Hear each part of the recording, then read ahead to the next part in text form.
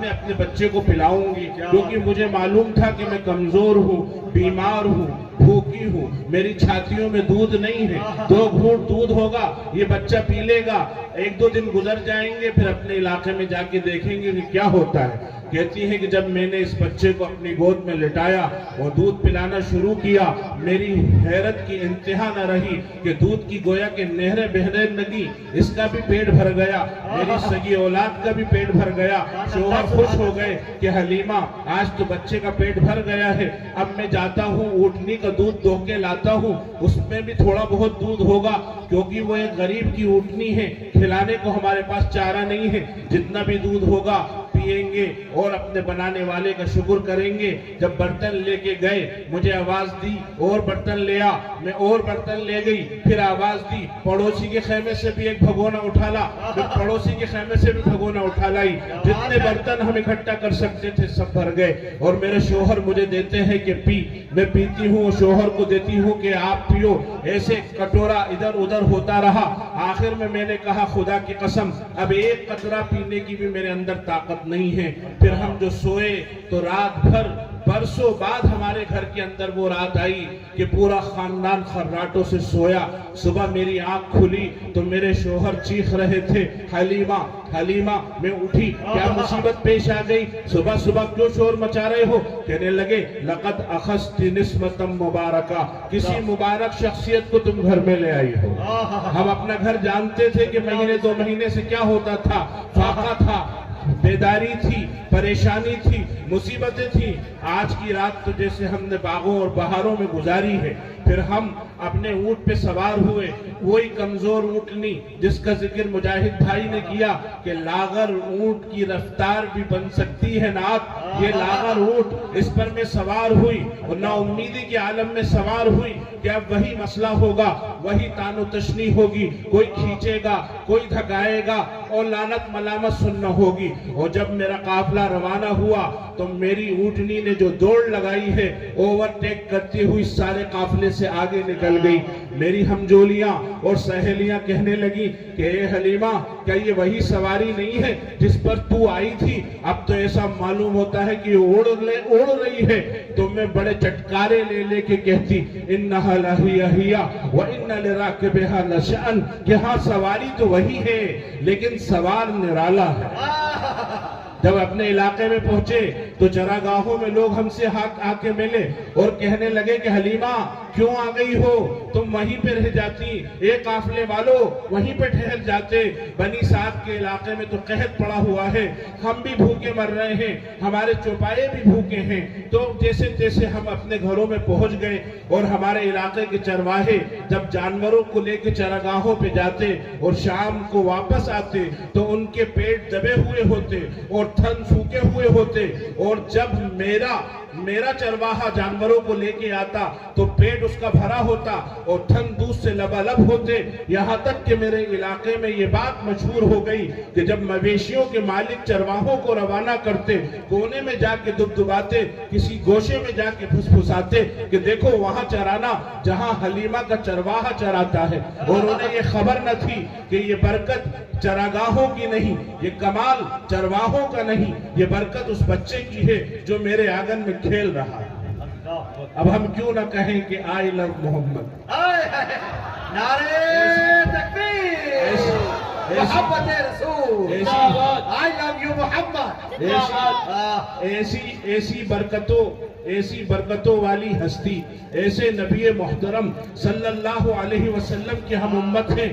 ایک وقت کی چکی گھومی، 60 سال بعد آقا نامدار محمد مصطفیٰ احمد مجتبیٰ صلی اللہ علیہ وسلم مسجد نبوی میں تشریف فرما ہے، اور ایک صحابی دوڑے آتے ہیں کہ ہم پوچھ گچھ کر رہے تھے، مکہ کے آس پاس کے قبیلوں کا سروے کر رہے تھے، فہرست میں ان لوگوں کے نام لکھ رہے تھے، ان سے پوچھ گچھ کر رہے تھے، تو ایک عورت ہے وہ بالکل کوآپریٹ نہیں کر رہی ہے، وہ یہ کہہ رہی ہے کہ مجھ سے کوئی سوال نہیں کر سکتا، مجھ سے کوئی بات نہیں کر سکتا، مجھ سے کوئی پوچھ گچھ نہیں کر سکتا، مجھ سے کوئی تفتیش نہیں کر سکتا، کیونکہ میں محمد کی بہن ہوں۔ اللہ کے نبی نے فرمایا محمد کی بہن کہاں سے آ گئی؟ محمد کی بہن، میں تو در یتیم ہوں، اپنے باپ کی اکیلی اولاد ہوں، دنیا میں آیا تو ابا انتقال کر چکے، 6 سال کی عمر میں ابا بھی چلے گئے، 8 سال کی عمر میں دادا بھی چلے گئے، میں تو اللہ نے مجھے یتیم بنایا ہے، میری کہاں سے کوئی بہن آ گئی؟ پھر بھی اس عورت کو لے کر آؤ۔ جب وہ آ گئی تو آقا نے فرمایا کہ کیا تم میری بہن ہو؟ تم یہ کیسے دعویٰ کر سکتی ہو؟ اوہو، آپ مجھے بھول گئے، میں حلیمہ کی بیٹی ہوں، میں آپ کی وہ آپا جان ہوں جس نے اپنی گود میں آپ کو سلایا ہے، لوریاں سنائی ہیں، ربنا ابق لنا محمدا حتی اراہ غلاما یافعا ثم اراہ سیدا مصفدا وابعد عنہ اعادیہ والحسدا، کہ اللہ میرے اس ننھے مننے بھائی محمد کی زندگی میں برکت عطا فرما، میں یہ چاہتی ہوں کہ یہ نوجوان لڑکا بنے اور اس کے بعد یہ جوان ہو کے طاقتور بنے اور اس کے بعد یہ خود قوموں کا سردار بنے اور یہ سردار گر بنے، یہ جس کی طرف اشارہ کر دے وہ بھی سردار بن جائے، جیسے ابو بکر بنے، جیسے عمر بنے، جیسے عثمان بنے، جیسے علی بنے، جیسے سیاہ فام حضرت بلال بنے، جیسے روم سے آئے ہوئے حضرت صہیب رومی بنے، کہا سردار بنے اور سردار گر بنے، اور میں اس کی نظریں اتارتی ہوں اور اس کے دشمنوں کو اس سے دفع کرتی ہوں۔ آپ نے کہا اچھا تم وہ ہو میری آپا جان؟ آپ نے اپنے تن کی آپ نے فرمایا کہ اچھا یہ بتاؤ تمہارے پاس کوئی ثبوت ہے کہ تم وہی ہو؟ کہا ہاں، ایک مرتبہ میں جنگل کی سیر پہ آپ کو لے کے گئی، آپ میری پنڈی پر سوار تھے، شام ہو چلی، دن ڈھل چلا اور جانوروں کی آوازیں آنے لگی تو مجھے ڈر ہوا تو میں پلٹنے لگی، آپ نے کہا نہیں مجھے تو اور سیر کرنا ہے، اور جب میں نے آپ کی بات نہ مانی تو آپ نے میرے کندھے پہ کاٹ لیا، اور ایسا زور کا کاٹا کہ نشان آج تک میری مونڈے اور کندھے پہ موجود ہے، یہ آپ کہیں تو دکھا دوں؟ آپ نے کہا نہیں، ان کا نام ہے حذافہ، لیکن اللہ کے نبی نے فرمایا ہاں ہونا یا شیما، اے شیما، اے نشان والی بہن، یہاں آ کر بیٹھ جاؤ۔ چادر بچھا دی، بٹھا لیا، اب آپ نے بات چیت شروع کری۔ آپ ملک حجاز کے سیاسی سربراہ ہیں، آپ ہزاروں مومنوں کے دلوں کا نور ہیں، آپ ہزاروں مسلمانوں کی آنکھوں کی ٹھنڈک ہیں، آپ خالق و مخلوق کے محبوب ہیں، اور آپ ایک گاؤں کی دیہاتی عورت کو اپنے پہلو میں بٹھا کے کہتے ہیں اے نشان والی بہن یہاں آ کے بیٹھ جا۔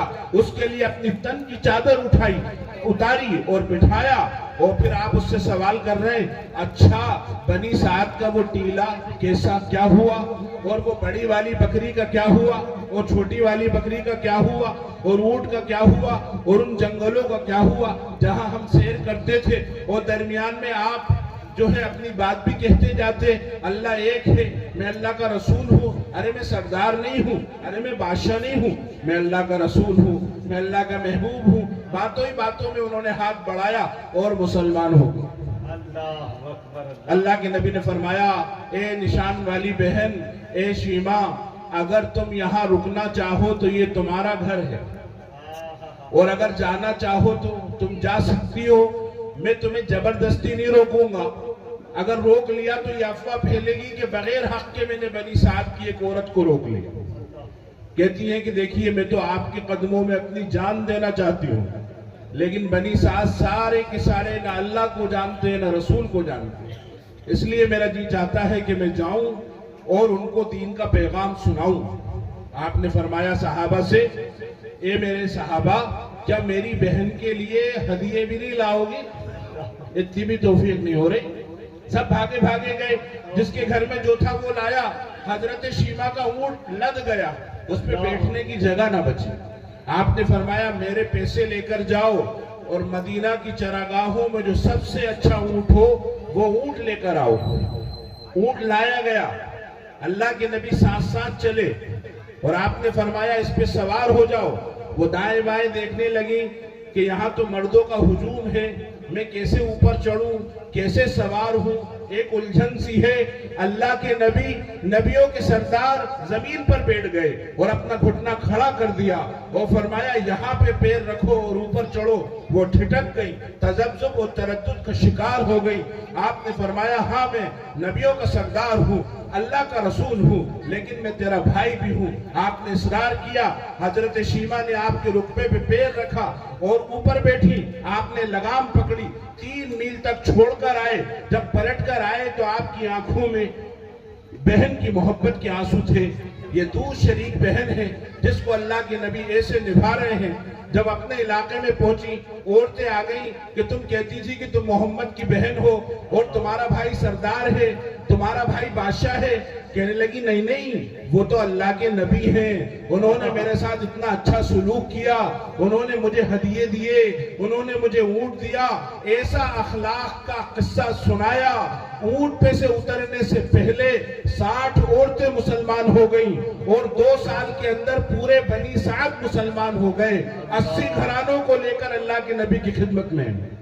اب ہم کیوں نہ کہیں آئی لو محمد۔ کیا بات ہے بھائی، یہ میرے آقا کا کردار ہے، یہ میرے آقا کا اخلاق ہے، یہ میرے نبی صلی اللہ علیہ وسلم، جس نبی صلی اللہ علیہ وسلم نے ہمارے لیے قربانیاں دی ہوں۔ وہ چہرہ، جس چہرے کو دیکھا حسان ابن ثابت رضی اللہ عنہ نے تو چیخ پڑے، احسن منکا لم تر قط عینی واجمل منکا لم تلد النساء، خلقت مبرعا من کل عیب کانک قد خلقت کما تشاء۔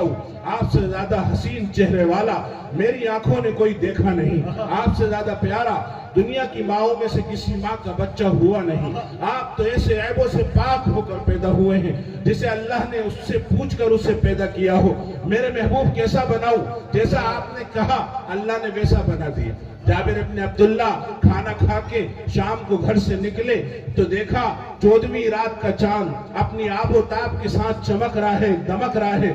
کہنے لگے سبحان اللہ، ما احسن المنظر، کیسا خوبصورت منظر ہے، کیسا چاند ہے، اللہ اس کا خالق ہے، اللہ اس کا مالک ہے۔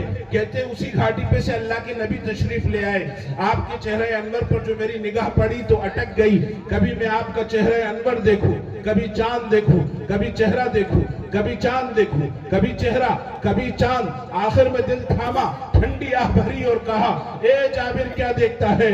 اللہ کے نبی کا چہرہ چاند سے بھی زیادہ حسین اور خوبصورت۔ کل 14ویں کی رات تھی، شب بھر رہا چرچا تیرا، کسی نے کہا یہ چاند ہے، کسی نے کہا چہرہ تیرا۔ حضرت عائشہ رضی اللہ عنہ فرماتی ہیں یوسف کو دیکھنے والی حسن پرست عورتوں نے جب یوسف کو دیکھا تو اپنی انگلیاں کاٹی تھی۔ خدا کی قسم اگر وہ میرے سرتاج محمد مصطفیٰ کو دیکھ لیتی اپنے دل کاٹ لیتی۔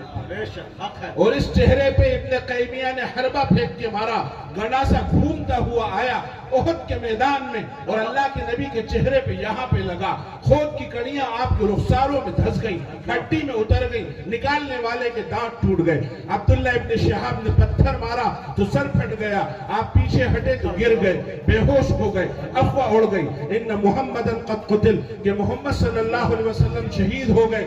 یہ خبر اڑتے اڑتے پہاڑ پر خیمے میں حضرت فاطمہ رضی اللہ عنہا کے کانوں میں پڑی، تڑپ گئی، خیمے سے نکلی، پہاڑ سے اتری، بھیبل کو چیرتی ہوئی، تلواروں اور نیزوں کے سائے سے ہوتی ہوئی اپنے ابا کو جا کے دیکھا، مجھ کو انبر سے زیادہ پاکیزہ لہو بہہ رہا ہے۔ نہ کوئی پٹی تھی بیٹی کے پاس کہ باندھ دیتی، نہ کوئی مرہم تھا کہ لگا دیتی، چھٹائی کا ٹکڑا مل گیا، اسے جلایا اور اس کی راکھ اپنے ابا کے زخموں پہ لگائی۔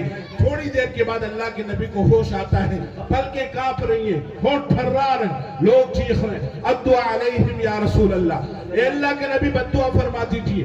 ایسے وقت میں بھی یہ شان کریمی، ایسے وقت میں بھی یہ رحمت للعالمین فرماتے ہیں اللہم اہد قومی فإنہم لا یعلمون، اے اللہ میری قوم کو ہدایت دے دے، یہ نادان ہے، یہ ناسمجھ ہے۔